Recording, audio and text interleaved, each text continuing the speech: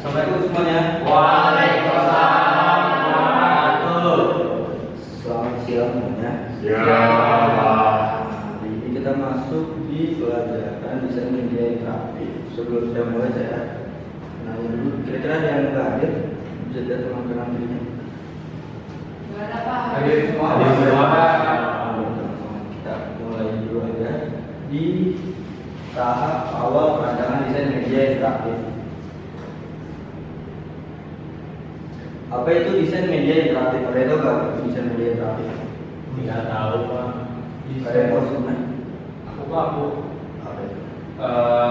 Kalau dari desain media interaktif mungkin ya Pak, dari yang aku dengar atau aku pahami dari kata-katanya, desain dengan media interaktif dengan fitur-fitur yang memang interaktif gitu loh, bisa membuat si penggunanya berinteraksi mungkin ya Pak. Ada lagi yang lain? Saya Pak, desain yang bisa mengembalikan. Ada feedback ya? Yes.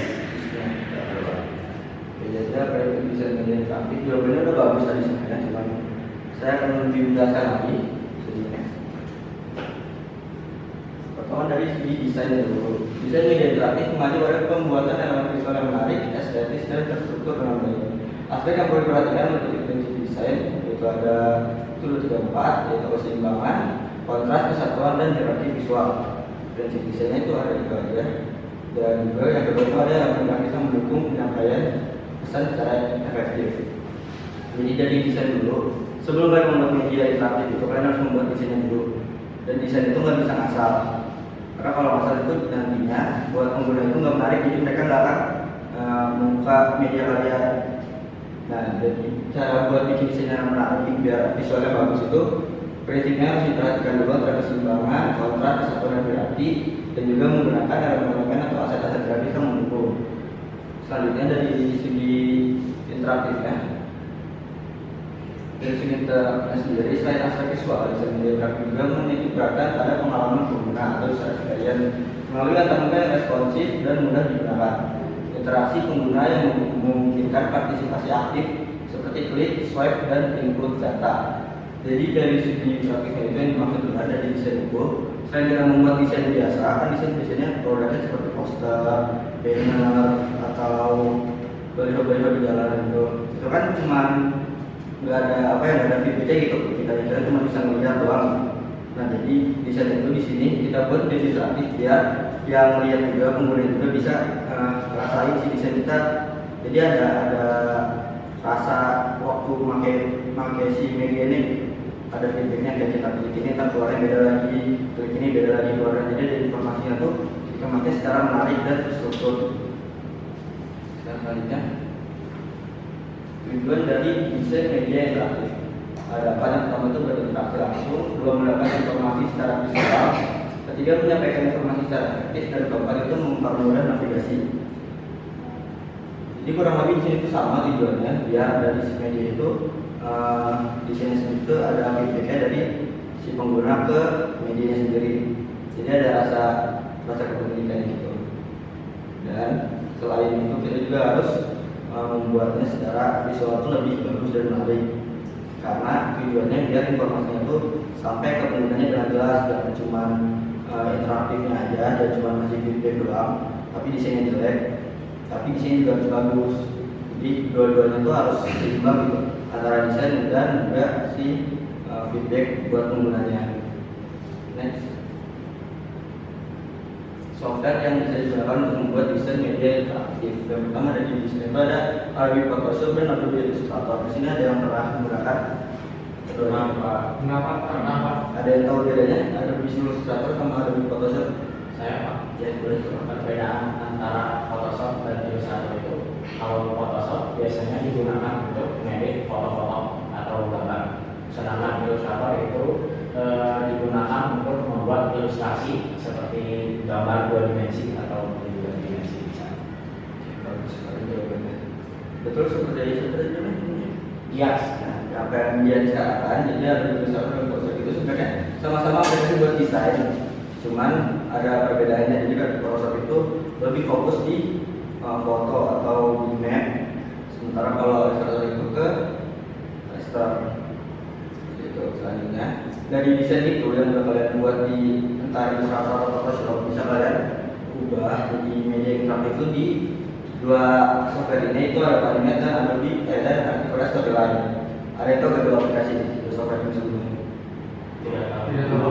Belum tahu. Oke, jadi Adobe Animate ini biasanya tuh buat animasi biasa aja sederhana. Cuman di Adobe Animate ini kita bisa bikin media interaktif yang jadi bentuknya aplikasi. Sebagai cara itu nanti kita jelaskan ini pertemuan selanjutnya. Sini kita cuma membahas terkait desainnya dulu, karena sebelum membuat apa kita kadang dulu desainnya biar tujuannya jelas dulu, baru kita bikin itu jadi informatif dan interaktif. Jadi next. Yang harus dipersiapkan sebelum membuat desain media interaktif. Next. Di sini ada tema dan konsep. Dalam desain media interaktif, tema adalah inti besar yang menentukan arah. Sedangkan konsep menerjemahkan itu ke dalam elemen visual dan interaktif seperti warna, tipografi, dan fitur navigasi. Keduanya harus selaras agar pesan tersampaikan dengan jelas dan menarik serta sesuai dengan target audiens. Di sini sebelum kita memulai semua itu, kita tentuin dulu kita mau bikin apa, media apa, tujuannya buat siapa, audiensnya siapa.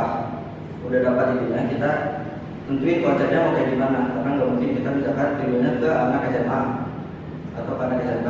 Cuman konsep dari sini kita bikin kayak anak TK gitu. Karena itu jatuhnya keramaian buat anak SMA atau SMK sendiri, karena pada umumnya mereka lebih suka yang minimalis tapi bagus gitu saja. Selain itu konsep dan temanya juga harus selaras biar saat media itu dikasih ke mereka tuh bisa langsung tertarik dari pandangan pertama aja. Karena kan bentukan media ini nantinya bisa upload dalam aplikasi atau media kayak PowerPoint atau sebagainya gitu. Dari tampilan awalnya itu bisa berupa logo aplikasi atau tampilan halaman awalnya sih media interaktifnya. Dari situ tuh kita bisa mengambil perhatian para penggunanya yang mau menggunakan.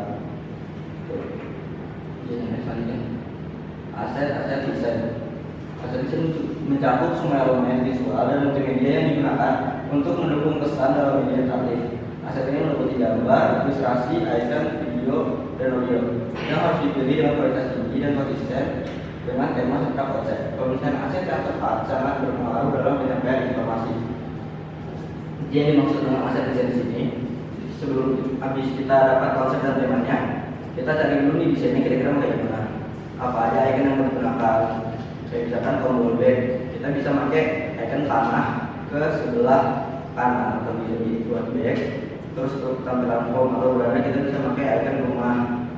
Itu karena nggak mungkin kita misalkan kita tukar jadi si icon berandanya kita pakai yang tanah, icon backnya kita pakai yang beranda. Itu jadinya malah bikin algoritmanya salah, bikin sistemnya juga pusing. Jadi ini yang itu gimana?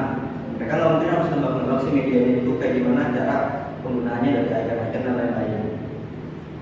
Selanjutnya di sini tuh ada contoh media interaktif yang sudah ada.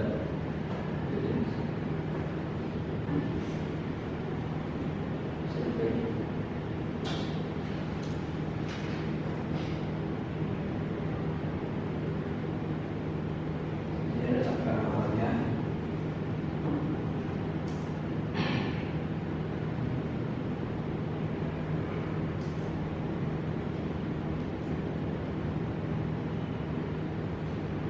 Bisa di stop dulu.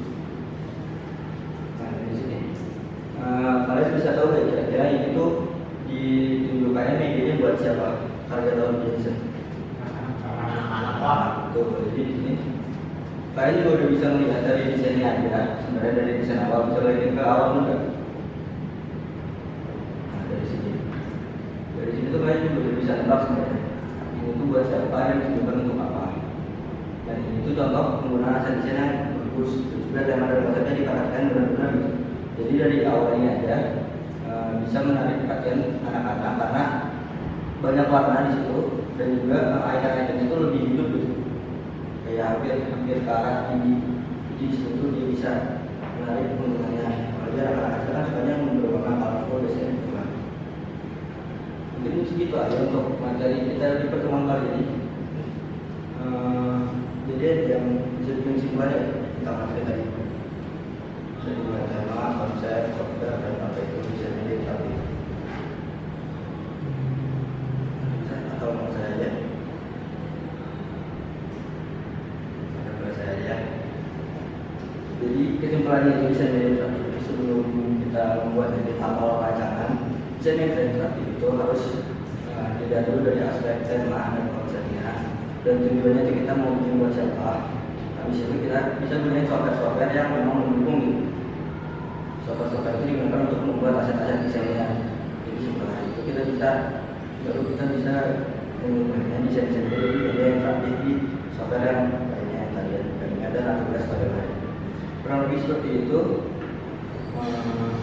Karena waktu teman kita udah habis ya, mungkin itu aja yang bisa saya sampaikan, bisa saya sampaikan. Kurang lebih yang mau dimakan. Terima kasih. Wassalamualaikum warahmatullahi wabarakatuh.